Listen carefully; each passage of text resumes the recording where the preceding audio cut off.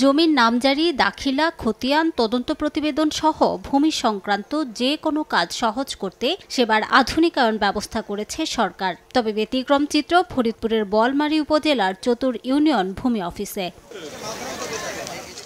সেবা প্রত্যাশীদের অভিযোগ, তদন্ত প্রতিবেদন কিংবা খাজনা আদায় বা নামজারি প্রতিটি ধাপে অতিরিক্ত অর্থ না দিলে মিলছে না কাঙ্ক্ষিত সেবা।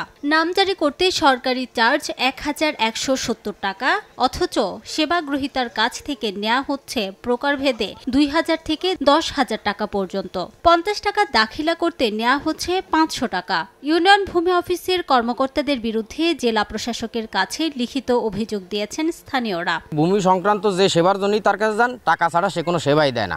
বহুতবারই গেছে, গেলি ভাড়া টাকা ছাড়া কোনো কাজ করে না, টাকা দিলেও কাজ হয় না, ঘুরোয় খালি ঘুরোয়। যে সকল কর্মকর্তা কর্মচারীরা এই ধরনের ভূমিকায় আছে তাদের ব্যাপারে উপযুক্ত ব্যবস্থা নেওয়ার জন্য আমরা বিনীতভাবে নিবেদন জানাচ্ছি। তবে তহসিলদার বলছেন অতিরিক্ত অর্থ নেওয়ার বিষয়টি সত্য নয়। আমাদের এখানে অতিরিক্ত অর্থ নেওয়ার কোনো সিস্টেম নাই, আমাদের অর্থ নেওয়ারই সিস্টেম নাই, যার কারণে এই সমস্ত অভিযোগ মিথ্যা, ভিত্তিহীন, অমূলক, আমাকে হেয় করার একটা প্রচেষ্টা।